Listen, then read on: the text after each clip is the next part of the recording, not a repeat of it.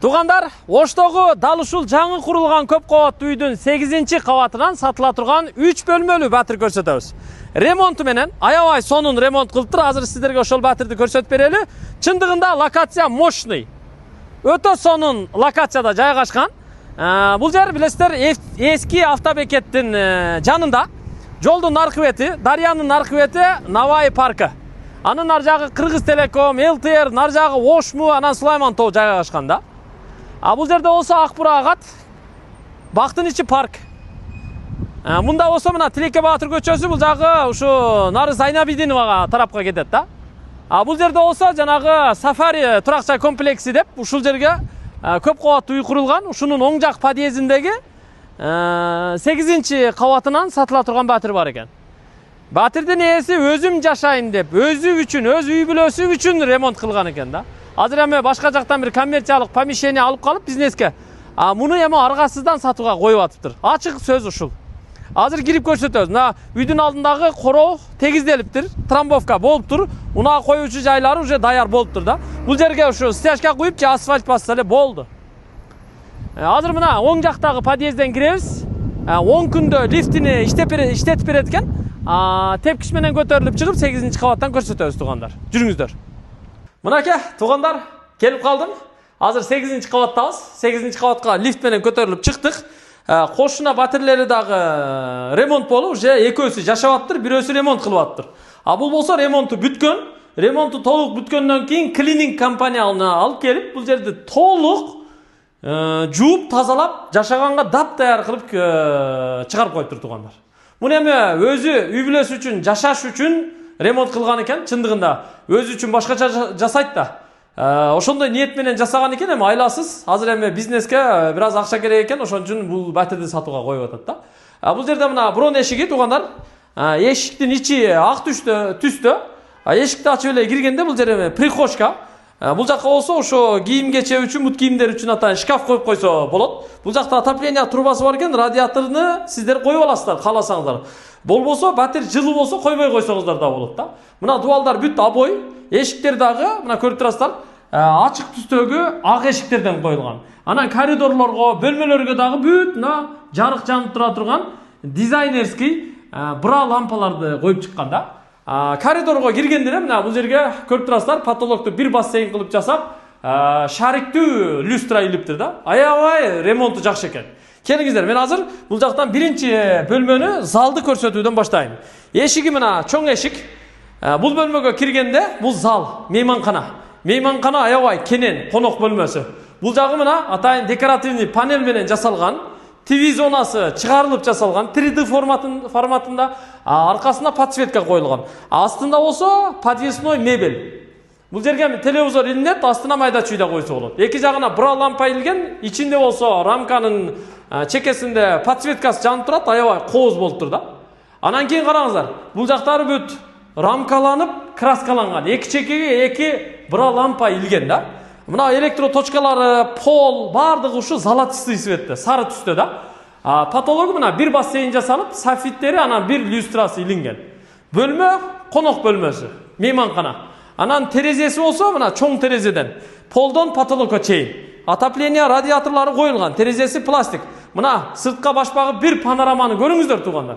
Панорама сыртка баш бакканда эле мечит да. Мечит алдында да. Саар кеч 5 убакыт намазда азан үнүн угуп ушул жерде ибадат кыласыздар. Жогору жакта Келечек базары, сол тарабы мына Пекин соода борбору тарапта. Акбура дарыясынын боюнда аябай сонун локация бул жерчи.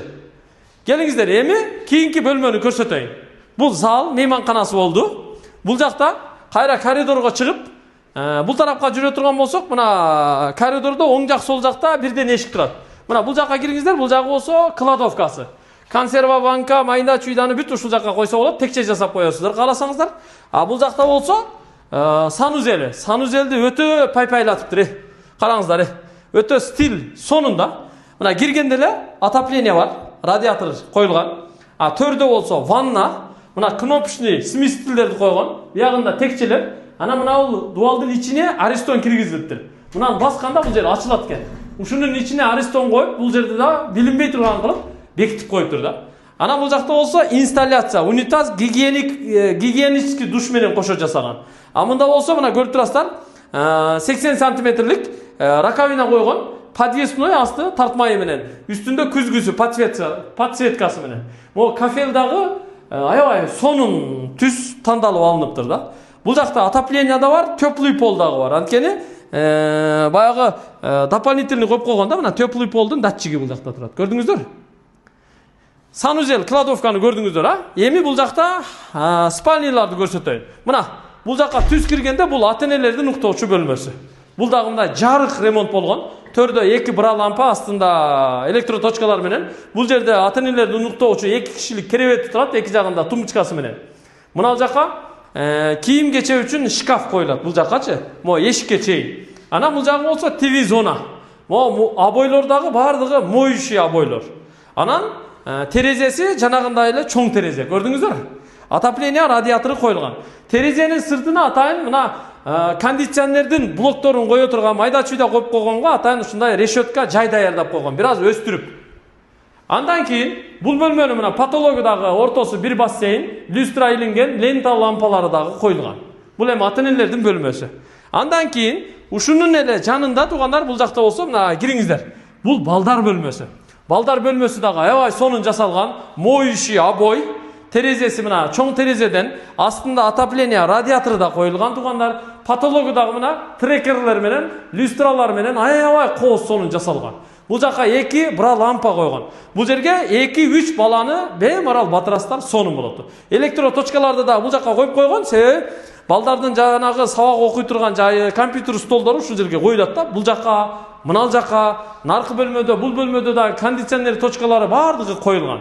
Эгерде бул бөлмөгө телевизор коюш керек болсо, анда мына жерге койсо болот. Себеби точкаларды да бул жерге коюп койгон да. Пол ламинант. Бардык бөлмөнүкү бирдей. Ак түстөгү, ачык түстөгү ламинант тугандар. Андан кийин ашканасы бар. Ашканасы мына коридор менен түз келгенде бул жакта.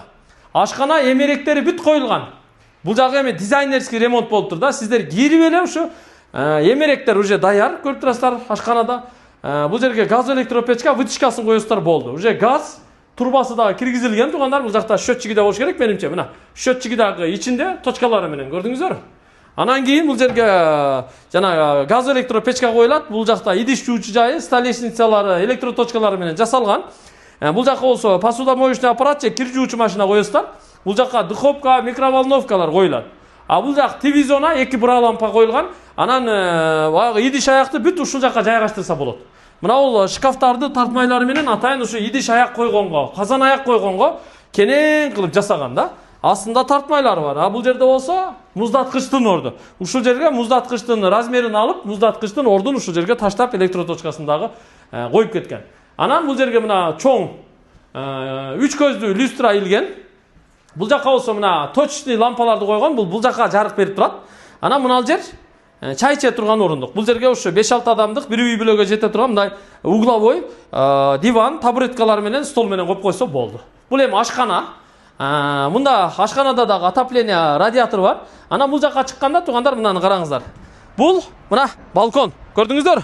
Балконго чыкканда да аябай сонун да, локация. Түз эле мына мечиттин алдына, Монуев көчөсүнө чыгат. Түз чыкканда облустук клиника Башня жакка чыгып кетет, Масалиев проспекти. А бул жакта болсо мына 2 көчө кесилишет, наркы бети парк, Сулайман тоо аябай жакшы көрүнөт да. 8-кабат. Өтө сонун локация тугандар. Кандай дейсиздер? Болобу? Ушул батирди шашылыш түрдө сатууга коюп атат. Эми баасын айтайын. Баасы $1350. $1350 1 квадраты. Шашылыш сатууга коюп атат. Чындыгында бул батирдин ээси өзү тиш дарылоо тармагында иштейт. Башка жактан бир тиш дарылоо клиникасын ачканга коммерциялык помещение алыптыр өзүнө. Ошого эми акча жетпей ушул батирди айласы сатууга коюп атат да. Болбосо өзүм жашайм деп ниет кылган экен да. Ушу баягы өзү үчүн курган, өзү үчүн ремонт кылган, өзү үчүн бүтүргөн батирди алсаңыздар, бул мындай чын көңүлдөн болот, жакшы болот да. Баягы жасап ремонт кылып саткандардыкы башка. Өзү үчүн кылгандардыкы алардыкы башка да. Ошон үчүн тугандар биз ээсинин телефон номерларын жазып койдук. Тез арада сүйлөшүңүздөр. Локация топ локация. Эң сонун локация тугандар. Мына торговый центрлерге жакын мектеп, университет, парк, нар жагы эми Араванский, Сулайман тоо бүт барына жакын туугандар. Бу азыр базар көчүп кетти, анын орду бүт эле парк болот экен. Ылдыйга чейинчи. Аябай сонун локация да. Жакса сүйлөшүңүздөр. Лифтти буюрса 10 күндө иштетип берет экен, чекелеринде бир-эки обшивка иштери калыптыр. Калган эми жашоону уланта бересиздер. Азыр сурасам, бул домдо бир 30% уже адамдар ремонт кылып уже жашап атат экен. Кечинде келип мындай байкасаңыздар, бир 30% лампочкалар, батареялардын лампочкалары жанат экен да. Ушул туугандар, болгондой кандай болсо ошондой көрсөттүк. Келесиздер, сразу эле кирип жашайсыздар. Көрүшкөнчө, ассаламу алейкум.